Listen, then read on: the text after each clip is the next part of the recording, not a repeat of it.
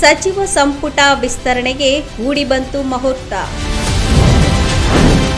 CM, ಮಾಜಿ CM, KPCC ಅಧ್ಯಕ್ಷರಿಗೆ high command ಬುಲಾವ್.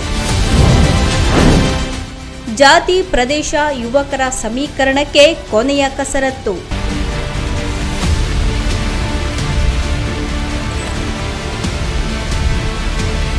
ರಾಜ್ಯ ಸಚಿವ ಸಂಪುಟ ವಿಸ್ತರಣೆಗೆ ಕೊನೆಗೂ ಕೌಂಟ್ ಡೌನ್ ಆರಂಭ ಆಗಿದೆ. ಹಲವು ತಿಂಗಳುಗಳಿಂದ ಸಚಿವ ಸ್ಥಾನಕ್ಕಾಗಿ ಕಾದು ಕುಳಿತಿದ್ದ ಕಾಂಗ್ರೆಸ್ ಶಾಸಕರಿಗೆ ಇದೀಗ ಆಶಾ ಕಿರಣ ಕಾಣಿಸಿಕೊಂಡಿದೆ. ಮೊದಲ ಹಂತದಲ್ಲಿ ಸಚಿವ ಸ್ಥಾನ ಕೈತಪ್ಪಿದ್ದ ನಾಯಕರು ಎರಡನೇ ಹಂತದಲ್ಲಿ ಅವಕಾಶ ಸಿಗುವ ನಿರೀಕ್ಷೆಯಲ್ಲಿದ್ದಾರೆ. ಕಳೆದ ಕೆಲವು ವಾರಗಳಿಂದ ನೀಟ್ ಪರೀಕ್ಷೆ ವಿವಾದ, ರಾಷ್ಟ್ರೀಯ ಮಟ್ಟದ ರಾಜಕೀಯ ಬೆಳವಣಿಗೆಗಳು ಹಾಗೂ ಪ್ರತಿಭಟನೆಗಳ ಹಿನ್ನೆಲೆಯಲ್ಲಿ ಕಾಂಗ್ರೆಸ್ ಹೈಕಮಾಂಡ್ ಬ್ಯುಸಿಯಾಗಿದ್ದ ಕಾರಣ ಸಂಪುಟ ವಿಸ್ತರಣೆ ತಡವಾಗಿತ್ತು. ಈಗ ಆ ಬೆಳವಣಿಗೆಗಳು ತಾರ್ಕಿಕ ಅಂತ್ಯ ಕಂಡ ಹಿನ್ನೆಲೆಯಲ್ಲಿ ಮತ್ತೆ ರಾಜ್ಯ ನಾಯಕರಿಗೆ ದೆಹಲಿಗೆ ಬುಲಾವ್ ಬಂದಿದೆ. ಹೀಗಾಗಿ ಸಚಿವ ಸಂಪುಟ ವಿಸ್ತರಣೆ ಪ್ರಕ್ರಿಯೆ ಮತ್ತೆ ವೇಗ ಪಡೆದುಕೊಂಡಿದೆ.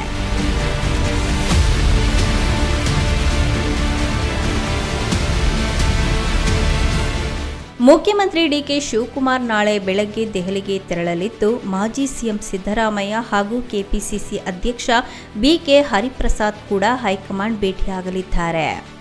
ಈಗಾಗಲೇ 3 ಪ್ರತ್ಯೇಕ ಪಟ್ಟಿಗಳು ಕಾಂಗ್ರೆಸ್ ಹೈಕಮಾಂಡ್ ಬಳಿ ಇದ್ದು, ಅಂತಿಮ ಪಟ್ಟಿಯನ್ನು ಸಿದ್ಧಪಡಿಸುವ ಕೆಲಸ ನಡೆಯುತ್ತಿದೆ. ಯಾರು ಸಚಿವರಾಗಬೇಕು, ಯಾವ ಜಿಲ್ಲೆಗೆ ಅವಕಾಶ ಕೊಡಬೇಕು, ಯಾವ ಸಮುದಾಯಕ್ಕೆ ಎಷ್ಟು ಸ್ಥಾನ ನೀಡಬೇಕು, ಮಹಿಳೆಯರಿಗೆ ಎಷ್ಟು ಪ್ರಾತಿನಿಧ್ಯ ಕೊಡಬೇಕು, ಯುವಕರಿಗೆ ಎಷ್ಟು ಅವಕಾಶ ನೀಡಬೇಕು ಎಂಬ ಲೆಕ್ಕಾಚಾರಗಳು ನಡೀತಾ ಇದೆ.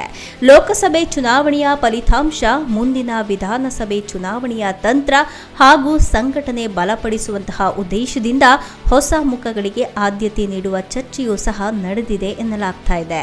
ಕಾಂಗ್ರೆಸ್ ಹೈಕಮಾಂಡ್ ಈ ಬಾರಿ ಯಾವುದೇ ಅಸಮಾಧಾನಕ್ಕೆ ಅವಕಾಶ ಕೊಡದ ರೀತಿಯಲ್ಲಿ ಪಟ್ಟಿಯನ್ನು ಅಂತಿಮಗೊಳಿಸಲು ಮುಂದಾಗಿದೆ. ಲಿಂಗಾಯತ, ಒಕ್ಕಲಿಗ, ಕುರುಬ, ಎಸ್ಸಿ, ಎಸ್ಟಿ, ಒಬಿಸಿ ಹಾಗೂ ಅಲ್ಪಸಂಖ್ಯಾತ ಸಮುದಾಯಗಳಿಗೆ ಸಮಾನ ಪ್ರಾತಿನಿಧ್ಯ ನೀಡುವ ಚರ್ಚೆ ನಡೆದಿದೆ.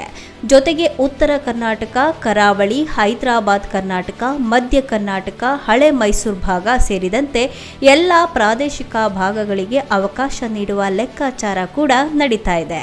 ಸಚಿವ ಸಂಪುಟ ವಿಸ್ತರಣೆ ಬಳಿಕ ಪಕ್ಷದಲ್ಲಿ ಯಾವುದೇ ಬಂಡಾಯ ಎದ್ದೇಳದಂತೆ ಮುನ್ನೆಚ್ಚರಿಕೆ ವಹಿಸಲಾಗ್ತಾ ಇದೆ. ಮತ್ತೊಂದೆಡೆ ಸಚಿವ ಸ್ಥಾನಕ್ಕಾಗಿ ಆಕಾಂಕ್ಷಿಗಳ ಲಾಬಿಯೂ ಸಹ ಜೋರಾಗಿ ನಡೀತಾ ಇದೆ.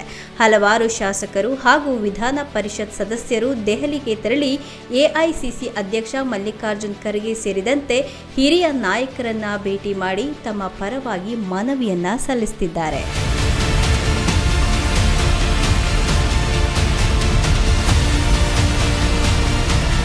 ತಮ್ಮ ಹಿರಿತನ, ಪಕ್ಷಕ್ಕಾಗಿ ಮಾಡಿದಂತಹ ಸೇವೆ, ಜಿಲ್ಲೆಯ ರಾಜಕೀಯ ಪರಿಸ್ಥಿತಿ, ಜಾತಿ ಸಮೀಕರಣ ಸೇರಿದಂತೆ ಹಲವು ಅಂಶಗಳನ್ನು ಮುಂದಿಟ್ಟು ಅವಕಾಶ ನೀಡುವಂತೆ ಒತ್ತಾಯಿಸುತ್ತಿದ್ದಾರೆ. ಇದೇ ವೇಳೆ ಶಾಸಕ ಅಶೋಕ್ ಪಠಾಣ್ ಕೂಡ ಸಚಿವ ಸ್ಥಾನದ ಮೇಲೆ ತಮ್ಮ ವಿಶ್ವಾಸವನ್ನು ವ್ಯಕ್ತಪಡಿಸಿದ್ದಾರೆ. ಈಗ ಸಚಿವರಾಗಿರುವಂತಹ ಹಲವರಿಗಿಂತ ನಾನು ಹಿರಿಯ ಶಾಸಕ, ಈ ಬಾರಿ ನನಗೆ ಅವಕಾಶ ಸಿಗುವಂತಹ ವಿಶ್ವಾಸವಿದೆ ಎಂದು ಹೇಳಿದ್ದಾರೆ. ಹಿರಿತನದ ಆಧಾರದ ಮೇಲೆ ಅವಕಾಶ ನೀಡಬೇಕು ಎಂದು ಅವರು ಹೈಕಮಾಂಡ್ಗೆ ಮನವಿ ಮಾಡಿದ್ದಾರೆ. ಕೋಲಾರ ಜಿಲ್ಲೆಗೆ ಕಳೆದ 3 ಬಾರಿ ಸಚಿವ ಸ್ಥಾನ ಸಿಕ್ಕಿಲ್ಲ ಎಂದು ಬಂಗಾರಪೇಟೆ ಶಾಸಕ ನಾರಾಯಣಸ್ವಾಮಿ ಅಸಮಾಧಾನವನ್ನು ವ್ಯಕ್ತಪಡಿಸಿದ್ದಾರೆ. ಜಿಲ್ಲೆಯ 4 ಶಾಸಕರು ಒಟ್ಟಾಗಿ ಸಚಿವ ಸ್ಥಾನ ನೀಡುವಂತೆ ಒತ್ತಾಯಿಸಿದ್ದೇವೆ. ಮತ್ತೊಮ್ಮೆ ಅವಕಾಶ ತಪ್ಪಿದರೆ ಜಿಲ್ಲೆಗೆ ರಾಜಕೀಯವಾಗಿ ದೊಡ್ಡ ಹಿನ್ನಡೆಯಾಗಲಿದೆ ಎಂದು ಎಚ್ಚರಿಕೆಯನ್ನ ನೀಡಿದ್ದಾರೆ.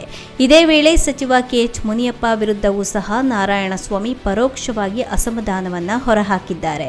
ಜಿಲ್ಲೆಯ ನಾಯಕರಿಗೆ ಅವಕಾಶ ಕಲ್ಪಿಸುವಲ್ಲಿ ಹಿರಿಯರು ಮುಂದಾಗಬೇಕಿತ್ತು. ಕನಿಷ್ಠ ಸೌಜನ್ಯಕ್ಕಾದರೂ ಜಿಲ್ಲೆಯ ಮತ್ತೊಬ್ಬ ಶಾಸಕರನ್ನ ಸಚಿವರನ್ನಾಗಿ ಮಾಡಲು ಬೆಂಬಲ ನೀಡಬೇಕಾಗಿತ್ತು ಎಂದು ಅವರು ಹೇಳಿದ್ದಾರೆ. ಈ ಹೇಳಿಕೆ ಕೋಲಾರ ಕಾಂಗ್ರೆಸ್ ರಾಜಕೀಯದಲ್ಲಿ ಹೊಸ ಚರ್ಚೆಗೆ ಕಾರಣವಾಗಿದೆ. ಸಚಿವ ಸಂಪುಟ ವಿಸ್ತರಣೆಯಲ್ಲಿ ಮಹಿಳೆಯರಿಗೂ ಸಹ ಹೆಚ್ಚಿನ ಅವಕಾಶ ನೀಡುವ ಬಗ್ಗೆ ಚರ್ಚೆ ನಡೆದಿರುವ ಮಾಹಿತಿ ಇದೆ. ಪಕ್ಷ ಸಂಘಟನೆಗೆ ಶ್ರಮಿಸಿದಂತಹ ನಾಯಕರು, ಚುನಾವಣೆಯಲ್ಲಿ ಉತ್ತಮ ಪ್ರದರ್ಶನ ನೀಡಿದ ಶಾಸಕರು ಹಾಗೂ ಸಾಮಾಜಿಕ ಸಮತೋಲನ ಕಾಪಾಡುವ ದೃಷ್ಟಿಯಿಂದ ಕೆಲವು ಅಚ್ಚರಿಯ ಹೆಸರುಗಳು ಅಂತಿಮ ಪಟ್ಟಿಗೆ ಸೇರುವ ಸಾಧ್ಯತೆ ಎದ್ದು ಕಾಣಿಸ್ತಾ ಇದೆ. ಇದೇ ವೇಳೆ ಸಚಿವ ಸ್ಥಾನ ಕೈತಪ್ಪುವ ಸಾಧ್ಯತೆ ಇರುವಂತಹ ಶಾಸಕರನ್ನ ನಿಗಮ ಮಂಡಳಿ ಅಧ್ಯಕ್ಷ ಸ್ಥಾನಗಳು ಅಥವಾ ಪಕ್ಷದ ಪ್ರಮುಖ ಜವಾಬ್ದಾರಿಗಳ ಮೂಲಕ ಸಮಾಧಾನ ಪಡಿಸುವಂತಹ ತಂತ್ರವನ್ನ ಹೈಕಮಾಂಡ್ ರೂಪಿಸುತ್ತಿದೆ. ಸಚಿವ ಸಂಪುಟ ವಿಸ್ತರಣೆ ನಂತರ ಕಾಂಗ್ರೆಸ್ ಸಂಘಟನೆಯಲ್ಲಿ ಕೂಡ ಕೆಲ ಬದಲಾವಣೆಗಳಾಗುವಂತಹ ಸಾಧ್ಯತೆ ಇದೆ ಎನ್ನಲಾಗ್ತಾ ಇದೆ.